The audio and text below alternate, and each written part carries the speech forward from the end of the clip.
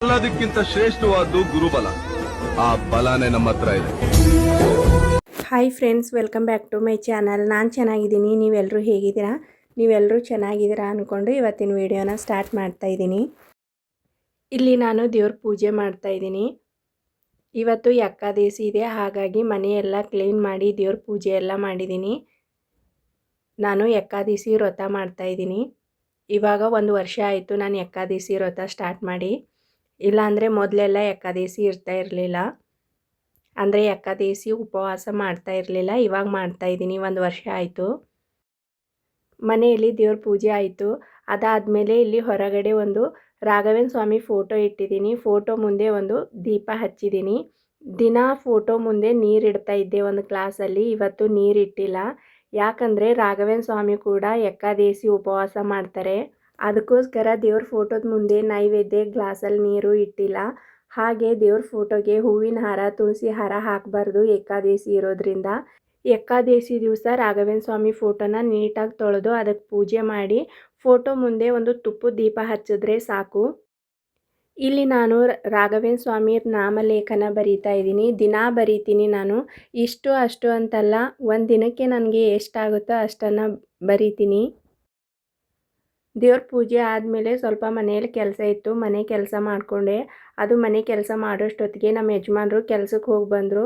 ಇವಾಗ ನಾವು ರಾಘವೇಂದ್ರ ಸ್ವಾಮಿ ಮಠಕ್ಕೆ ಹೋಗ್ತಾ ಇದ್ದೀವಿ. ಮಠದಲ್ಲೂ ಅಷ್ಟೇ ಯಾವುದೇ ವಿಶೇಷ ಪೂಜೆ ಆಗಲಿ, ಪ್ರಸಾದ ಆಗಲಿ, ತೀರ್ಥ ಆಗಲಿ ಕೊಡಲ್ಲ.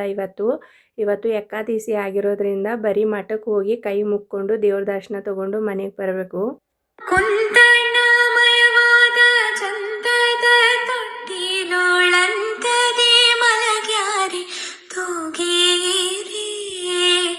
ನಂದನ ಕಂದ ಮುಕುಂದ ಗೋವಿಂದನ ಚಂದದಿ ಭಜಿವರ ತೂಗಿರೆ ತೂಗಿರೆ ರಾಯರ ತೂಗಿರೆ ಗುರುಗಳ ತೂಗಿರೆ ಯತಿ ಕುಲ ತಿಲಕರ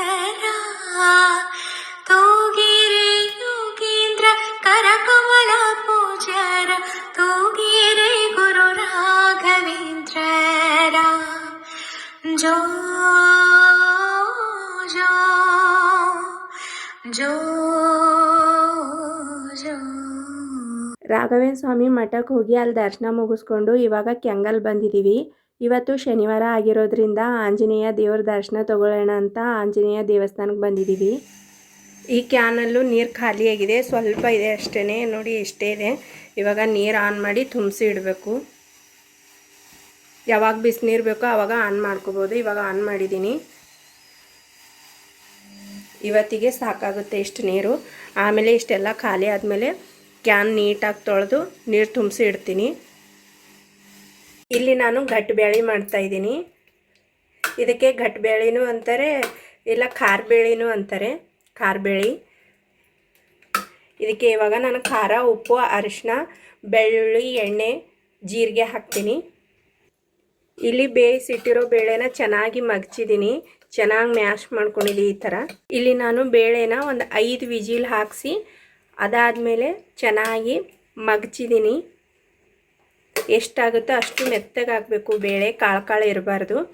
ಇವಾಗ ಇದಕ್ಕೆ ಖಾರ ಹಾಕ್ತೀನಿ. ಖಾರ,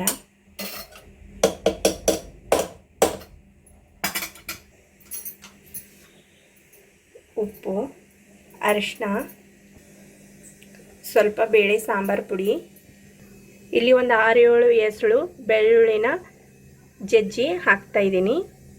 ನೋಡಿ, ತುಂಬ ಪೇಸ್ಟ್ ಆಗಿರಬಾರ್ದು, ಇಲ್ಲ ತುಂಬ ಕಾಳು ಆಗಿರಬಾರ್ದು, ಸುಮ್ಮನೆ ಜಜ್ಜಬೇಕಷ್ಟೇ. ಬೆಳ್ಳುಳ್ಳಿ, ಒಂದು ಚಿಕ್ಕ ಸ್ಪೂನಷ್ಟು ಜೀರಿಗೆ, ಅದ್ರ ಮೇಲೆ ಸ್ವಲ್ಪ ಎಣ್ಣೆ, ಇಷ್ಟನ್ನು ಹಾಕಿ ಒಂದು 2 ನಿಮಿಷ ಮುಚ್ಚಿ ಇಡಬೇಕು. ಪಾತ್ರೆಯಲ್ಲಿ ಮಾಡಿದ್ರೆ ಪಾತ್ರೆಯಲ್ಲಿ, ಇಲ್ಲ ಕುಕ್ಕರಲ್ಲಿ ಮಾಡಿದ್ರೆ ಕುಕ್ಕರಲ್ಲಿ ಸಣ್ಣ ಉರಿ ಹಚ್ಚಿ ಒಂದು 2 ನಿಮಿಷ 3 ನಿಮಿಷ ಹಾಗೆ ಬಿಡಬೇಕು.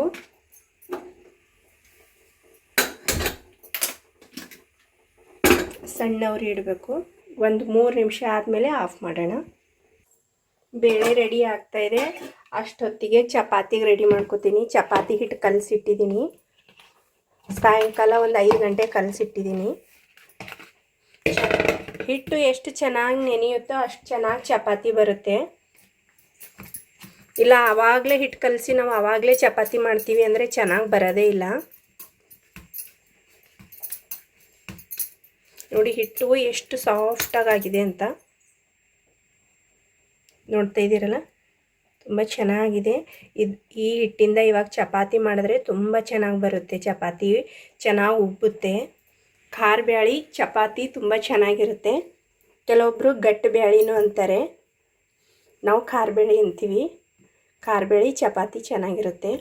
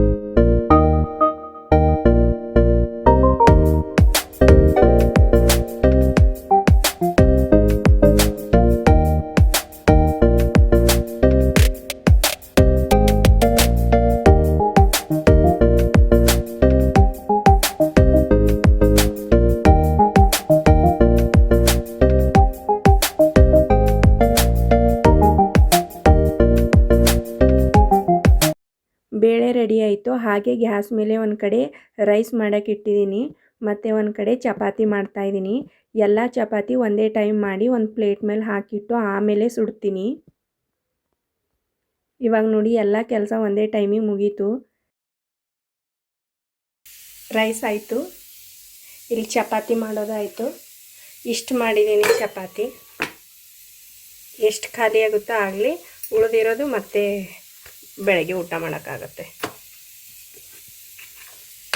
ನೋಡಿ ನಾನು ಎಣಿಸಿಲ್ಲ ಎಷ್ಟಾಗಿದೆ ಅಂತ, ಬಟ್ ಇಷ್ಟಾಗಿದೆ. ಇವಾಗ ಎಷ್ಟು ಊಟ ಮಾಡ್ತೀವಿ, ಉಳಿದಿರೋದು ಬೆಳಗ್ಗೆ ಊಟ ಮಾಡೋಕ್ಕಾಗುತ್ತೆ.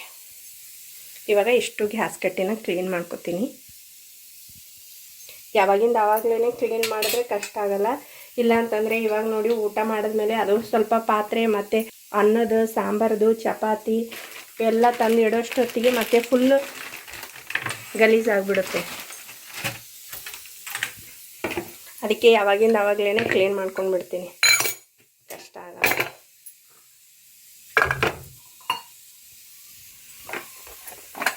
ಇವಾಗಲೇ ಪಾತ್ರೆ ತೊಳೆದೀನಿ ಅಷ್ಟು, ಮತ್ತೆ ಇಷ್ಟ ಆಯಿತು. ಇದು ಗ್ಯಾಸ್ ಕಟ್ಟೆ ಒರೆಸೋಕ್ಕೆ ಅಂತ ಬಟ್ಟೆ ಮಾಡಿದ್ದೀನಿ ಒಂದು.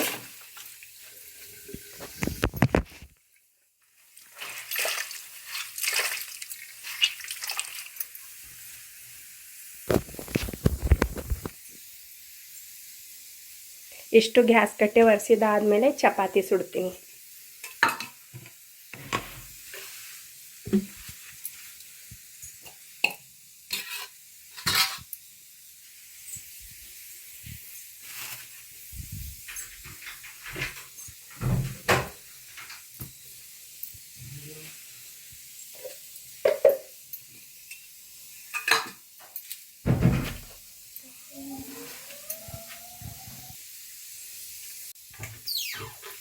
ಇದು ಚಪಾತಿ ಮಾಡಬೇಕಾದ್ರೆ ಚಪಾತಿ ಹಚ್ಚೋ ಹಿಟ್ಟಿದೆ, ಇಲ್ಲಿ ಕೆಳಗಡೆ ಇಡ್ತೀನಿ. ಆ ಕಡೆಯಿಂದ ಗ್ಯಾಸ್ ಕಟ್ಟೆ ಒರೆಸಿದ್ದೀನಿ. ಇವಾಗ ಈ ಕಡೆ ಎಷ್ಟು ಒರೆಸಿದ್ರೆ ಆಯಿತು. ಅಂದರೆ ಚಪಾತಿ ಹಿಟ್ಟು ಮೊದಲೇ ಕಲಸಿಟ್ಟಿದ್ದೆ. ಚಪಾತಿ ಹೊಸಿತಾ ಬೇಳೆ ಬೇಯಿಸೋಕ್ಕಿಟ್ಟೆ. ಬೇಳೆ ಬೇಯಿಸೋಟೊತ್ತಿಗೆ ಮತ್ತೆ ಬೇರೆ ಕಡೆ ಇನ್ನೊಂದು ಗ್ಯಾಸ್ ಮೇಲೆ ರೈಸಿಗಿಟ್ಟೆ. ರೈಸು ಬೇಳೆ ರೆಡಿ ಆಗೋಷ್ಟೊತ್ತಿಗೆ ಚಪಾತಿ ಎಲ್ಲ ಲಟ್ಸಿ ಒಂದು ಪ್ಲೇಟ್ ಮೇಲೆ ಹಾಕಿದ್ದೀನಿ. ಇವಾಗ ಚಪಾತಿ ಸುಡ್ತೀನಿ.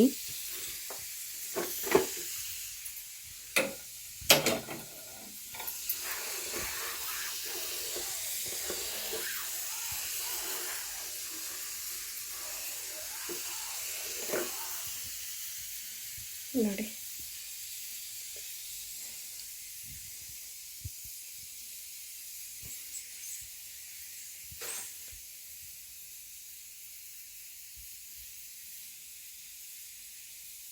ಫುಲ್ ಎಲ್ಲ ಕ್ಲೀನ್ ಆಯಿತು ಅಡುಗೆ ಮನೆ. ಇವಾಗ ಗ್ಯಾಸ್ ಮೇಲೆ ತವ ಇಡ್ತೀನಿ. ತವ ಇಟ್ಟು ಚಪಾತಿ ಸುಡ್ತೀನಿ. ನೋಡಿ, ಗ್ಯಾಸ್ ಕಟ್ಟೆ ಎಲ್ಲ ಕ್ಲೀನ್ ಮಾಡಿದೆ. ಹಾಗೆ ಗ್ಯಾಸ್ ಮೇಲೆ ತವ ಇಟ್ಟಿದ್ದೀನಿ. ತವ ಬಿಸಿ ಆದ ತಕ್ಷಣ ಚಪಾತಿ ಸುಡ್ತೀನಿ.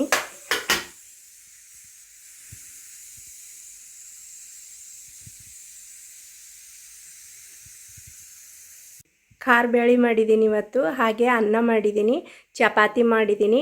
ಚಪಾತಿ ಸೈಡಿಗೆ ಮಾಡಿಟ್ಟು ಗ್ಯಾಸ್ ಕಟ್ಟೆ ಎಲ್ಲ ನೀಟಾಗಿ ಒರೆಸಿದ್ದೀನಿ. ಇವಾಗ ಚಪಾತಿ ಸುಡ್ತೀನಿ. ಒಂದು ಕಡೆ ಮಾಡಿಟ್ಟಿದ್ದೆ, ಇವಾಗ ಸುಡ್ತೀನಿ.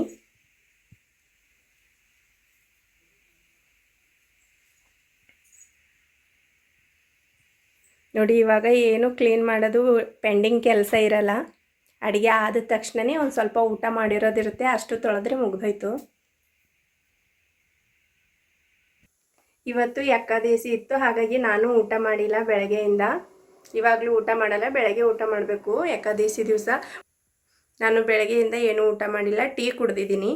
ಟೀ ಕುಡಿದೇ ಇರೋಕ್ಕಾಗಲ್ಲ. ಟೀನೂ ಕುಡಿಬಾರ್ದು, ಫುಲ್ ನೀರಾರಿರಬೇಕು. ಏಕಾದಶಿ ಅಂದರೆ ನೀರೇ ಆಹಾರ, ನೀರು ತೊಗೊಂಡಿರಬೇಕು. ಬಟ್ ಅಷ್ಟೊಂದು ಇರೋಕ್ಕಾಗಲ್ಲ, ಹಾಗಾಗಿ ಟೀ ಕುಡ್ದಿದ್ದೀನಿ.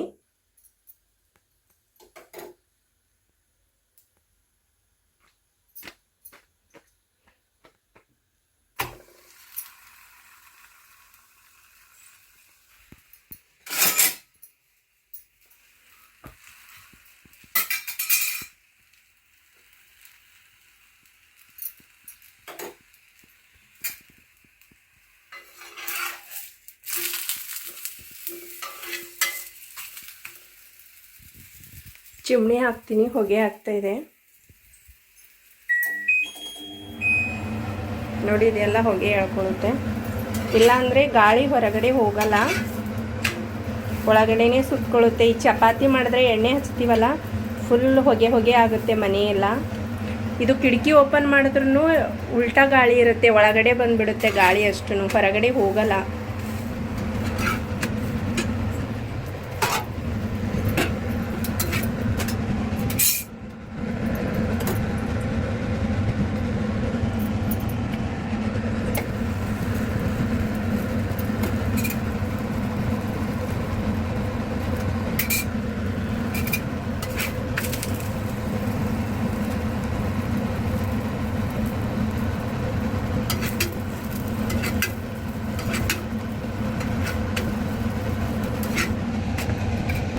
ಇವಾಗ ಇಷ್ಟು ಚಪಾತಿ ಸುಟ್ಟಿದ್ದೀನಿ, ಇನ್ನೂ ಇಷ್ಟು ಸುಡೋದಿದೆ.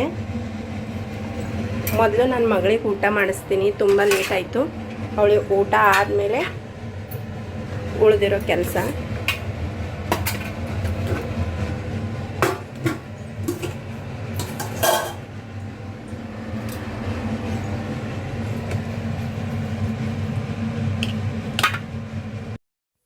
ಇವತ್ತು ಏಕಾದಶಿ ಇತ್ತು, ಹಾಗಾಗಿ ಬೆಳಗ್ಗೆಯಿಂದ ಉಪವಾಸ ಇದ್ದೀನಿ. ರಾತ್ರಿ ಊಟಕ್ಕೆ ಮನೆಯಲ್ಲಿ ಎಲ್ರಿಗೂ ಚಪಾತಿ ಖಾರಬೇಳೆ ಮಾಡಿದ್ದೀನಿ. ಇವತ್ತಿನ ವಿಡಿಯೋ ನಿಮಗೆ ಇಷ್ಟ ಆದರೆ ದಯವಿಟ್ಟು ಲೈಕ್ ಮಾಡಿ, ಶೇರ್ ಮಾಡಿ, ಕಮೆಂಟ್ ಮಾಡಿ ಮತ್ತು ಸಬ್ಸ್ಕ್ರೈಬ್ ಆಗಿ. ಮುಂದಿನ ವಿಡಿಯೋ ಜೊತೆ ಮತ್ತೆ ಬರ್ತೀನಿ. ಧನ್ಯವಾದಗಳು.